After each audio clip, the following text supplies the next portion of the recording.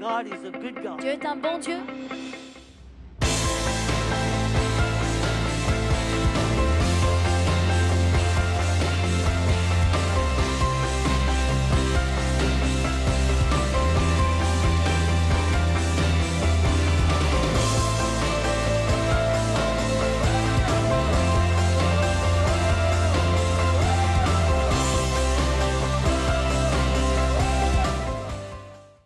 Nous sommes dans Luc 8, au verset 22.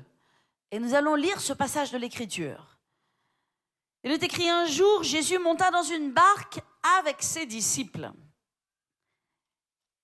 Et il leur dit: passons de l'autre côté.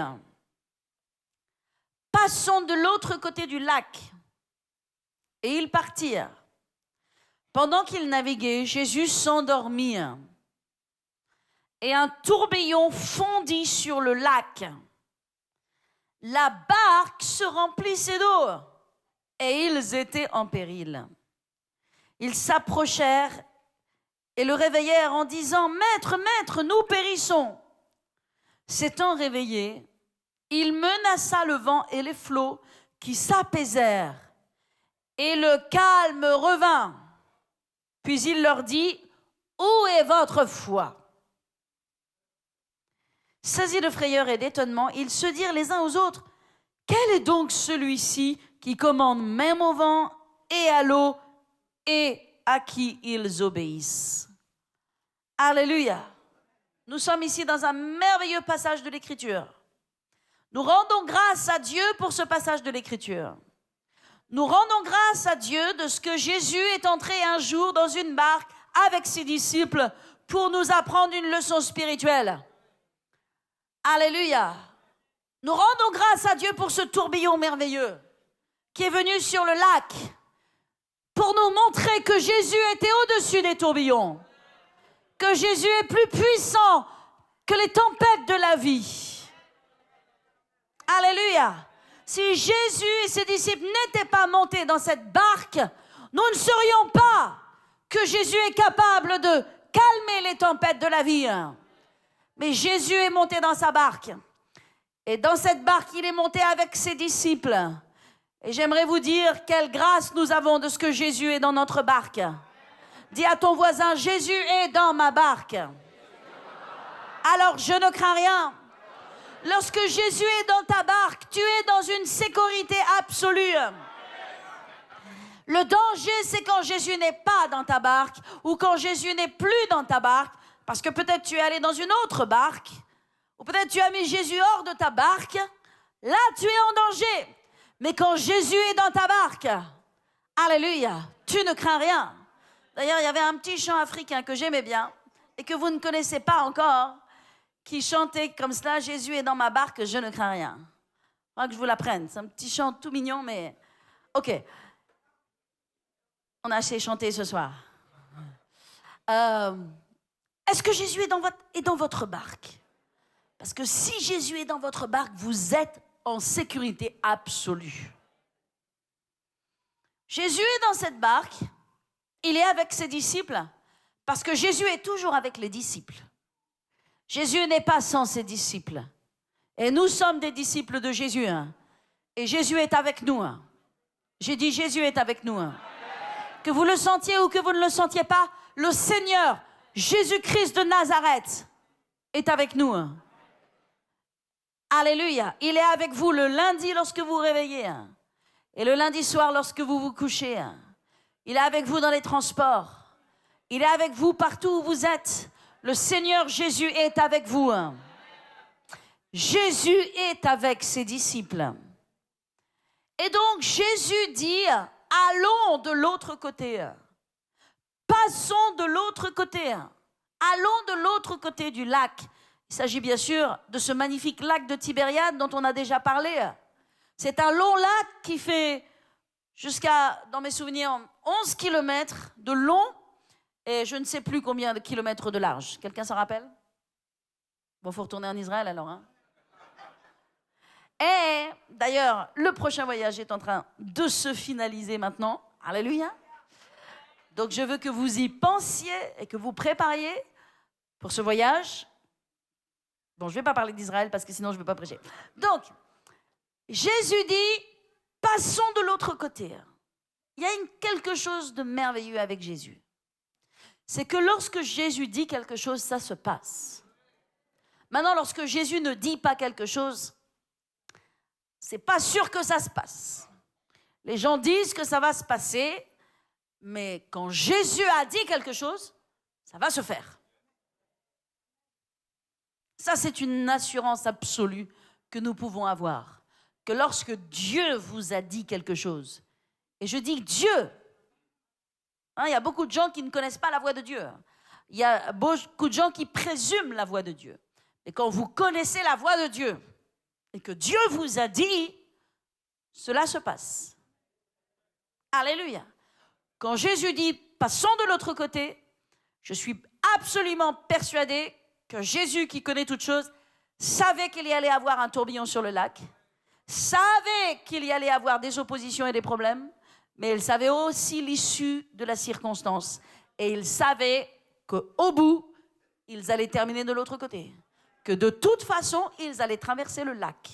Et je vous le dis dans le nom de Jésus, vous allez traverser le lac.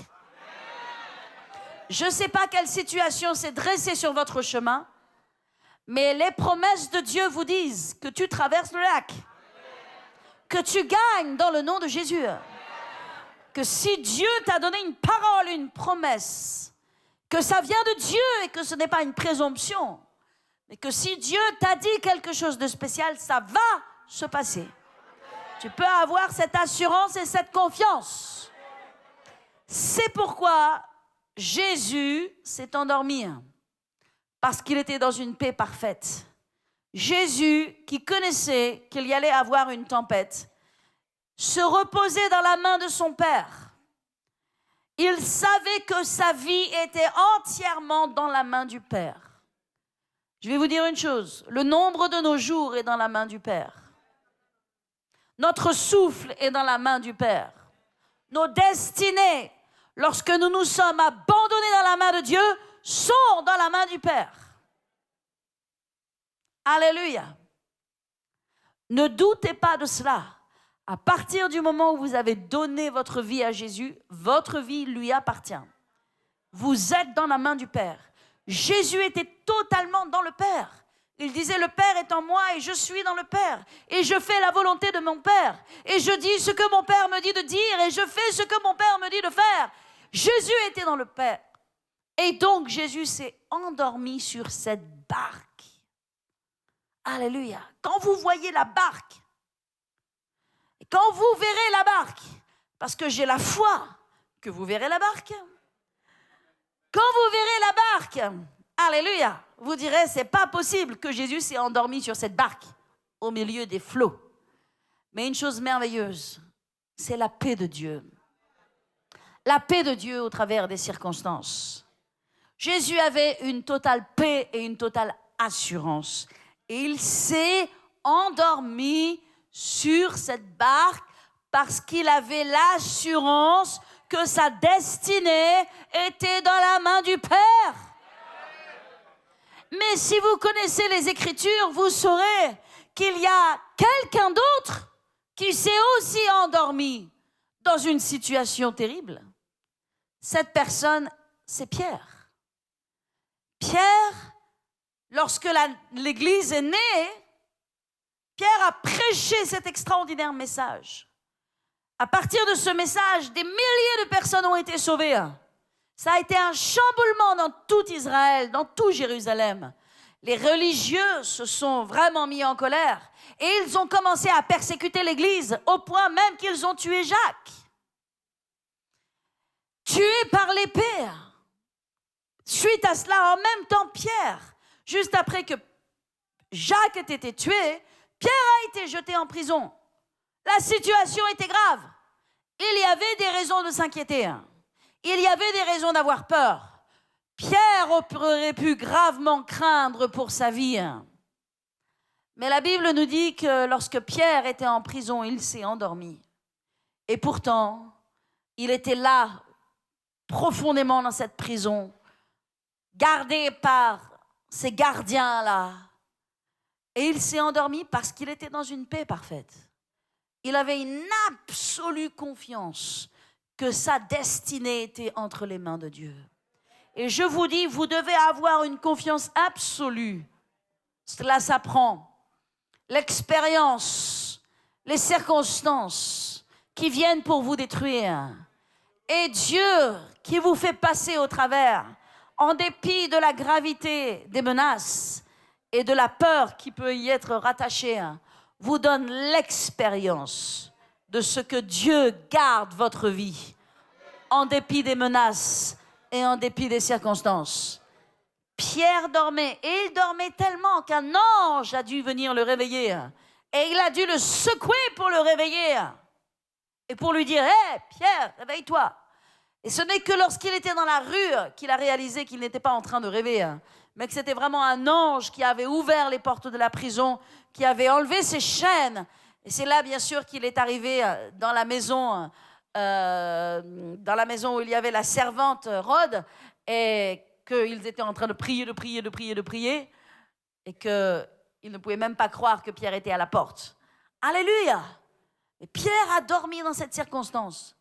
Cela veut dire que nous pouvons avoir la paix de Dieu dans nos cœurs.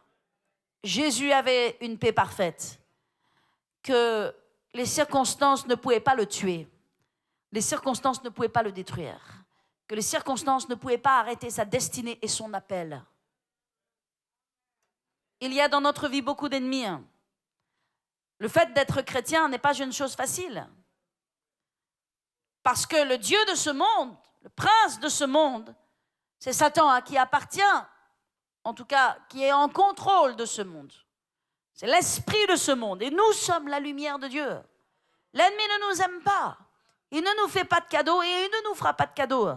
Mais au travers de tout ce que l'ennemi peut faire, nous pouvons avoir cette assurance que nous sommes plus que vainqueurs. Nous pouvons avoir cette assurance que nous allons tenir, que nous allons passer au travers et que nous allons vaincre et que nos jours sont dans la main de l'Éternel. Je ne sais pas combien de jours, mais nos jours, nos vies, nos destinées sont dans la main de l'Éternel. Si vous le croyez, dites Amen. Amen. Alléluia. La Bible dit, pendant qu'il dormait, un tourbillon fondit sur le lac. Et la barque se remplissait d'eau et ils étaient en péril. C'était une réalité, ils étaient en péril. Et quand vous voyez la barque et que vous imaginez qu'elle se remplit d'eau et que vous êtes au milieu des flots, la situation est dangereuse. N'est-ce pas étonnant que lorsque Dieu nous appelle à quelque chose, lorsque Dieu nous envoie dans une direction, bien souvent, il y a un tourbillon qui vient sur le lac. Lorsque Dieu veut nous donner quelque chose, lorsqu'une des promesses de Dieu veut se réaliser, l'ennemi envoie un tourbillon. Mais la chose qui est merveilleuse, c'est que le tourbillon de l'ennemi ne peut pas arrêter la promesse de Dieu. Alléluia. Le tourbillon de l'ennemi n'est là que pour faire diversion. Mais il ne peut pas empêcher les promesses de Dieu de s'accomplir dans notre vie lorsque nous tenons dans la foi. Et c'est là que la foi est très importante. Et vous allez voir que Jésus va réprimander ses disciples de manquer de foi et de ne pas avoir foi dans sa parole. Ce matin, on a parlé de la foi. Et je pense que c'est intéressant de voir que Jésus a réprimandé ses disciples. Il les a fâchés parce qu'ils manquaient de foi. Et bien souvent, nous manquons de foi. Et c'est bien, on a besoin que Jésus nous réprimande. La réprimande est une bonne chose. C'est bon d'être réprimandé, sachant que Dieu est un bon Père. Et il dit qu'il châtie ceux qu'il aime. Parce que Dieu nous aime. Parfois, il nous secoue. Il nous châtie. Et c'est ce qu'il a fait ici. Il a grondé les disciples. Ils se sont fait disputer. De nombreuses fois, ils se sont fait disputer. D'ailleurs, peut-être un jour, je vous prêcherai un message. Combien de fois les disciples ont été grondés? Et puis, je vous poserai la question, combien de fois avez-vous été grondés? Savez-vous que vous avez besoin d'être grondés? Que c'est une bénédiction d'être grondé? que la plupart des gens n'aiment pas être grondés, que la plupart des gens ne supportent pas d'être grondés. Bien à tort, bien à tort, bien à tort. Si vous n'êtes pas capable d'être grondé et de prendre positivement la réprimande que vous pouvez recevoir de l'homme de Dieu, de la femme de Dieu ou de Dieu lui-même, alors vous êtes sûr d'une chose, c'est que vous resterez toujours, toute votre vie, au même stade.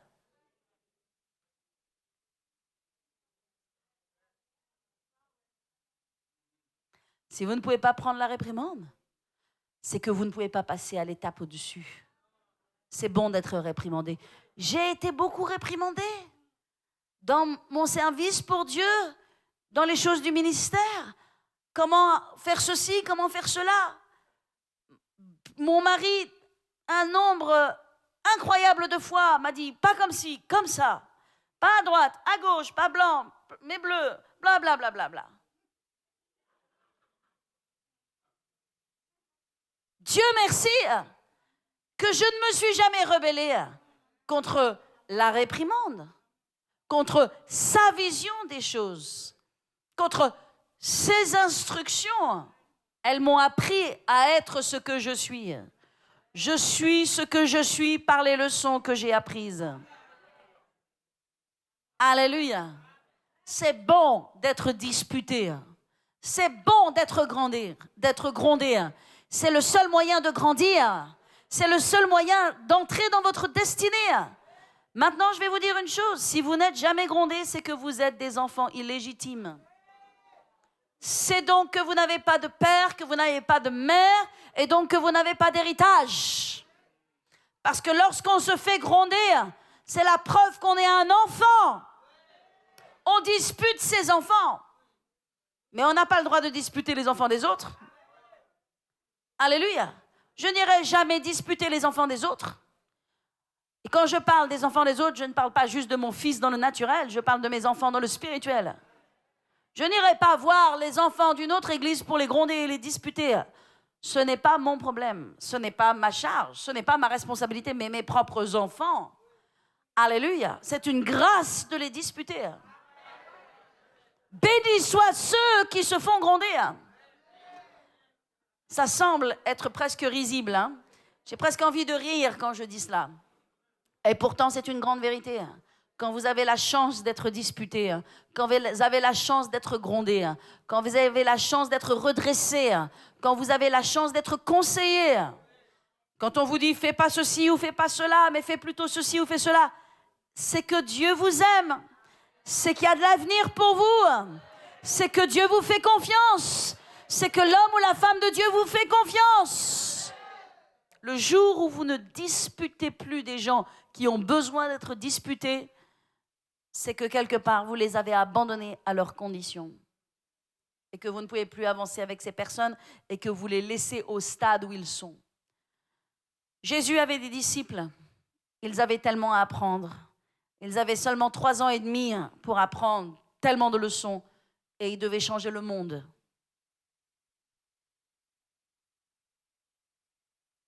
Et ils avaient 3 ans et demi pour changer le monde. Ils avaient 3 ans et demi pour apprendre des leçons pour changer le monde.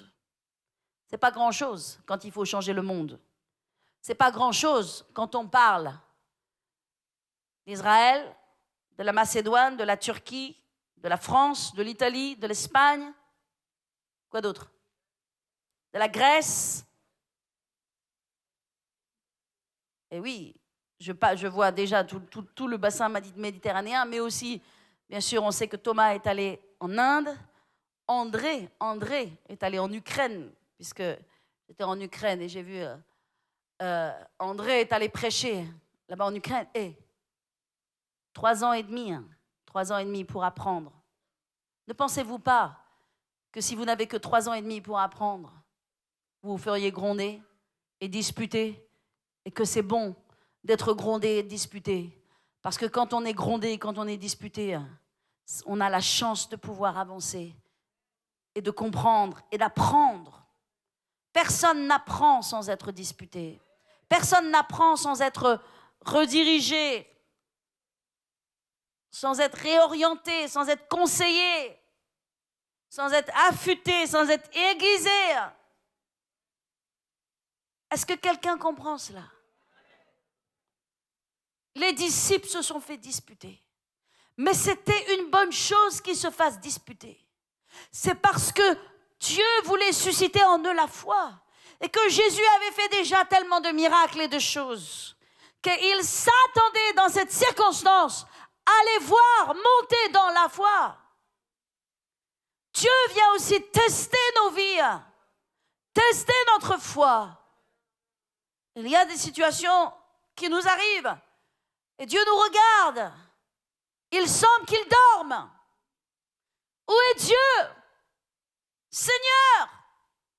Il dort parce qu'il veut que tu te lèves dans ta foi et que tu mettes en pratique la parole que Dieu t'a donnée et que tu prennes ces versets, ces promesses, quoi que tu sentes, que Dieu est avec toi ou que Dieu est sans toi, que tu te sentes seul ou pas seul, que tu prennes ces promesses et que tu les tapes sur la tête du diable.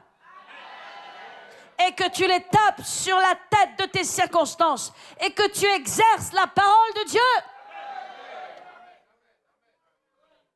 Pas seulement en priant, pas seulement en jeûnant, mais en confessant la parole de Dieu.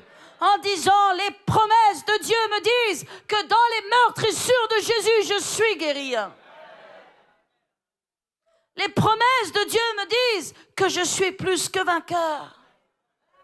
Que je suis à la tête et non à la queue. Au-dessus et jamais en dessous. Les promesses de Dieu me disent, Alléluia, Alléluia. Parfois il semble que Dieu dort parce que Dieu veut que tu te lèves dans la foi. Or les disciples ne se sont pas levés dans la foi. Ils ont réveillé le maître. Et regardons ce qui s'est passé. Il est écrit, ils s'approchèrent et ils réveillèrent en disant, Maître, Maître, nous périssons. Ça, c'est une parole. Nous périssons. Et je suis bien sûr allée voir le mot dans son origine, parce que j'aime bien de temps en temps. Le mot périr, nous périssons, c'est le mot apolumie, qui veut dire nous sommes perdus. Ils étaient absolument désespérés dans cette circonstance. Ils disaient, nous sommes perdus, sauve-nous, nous sommes perdus.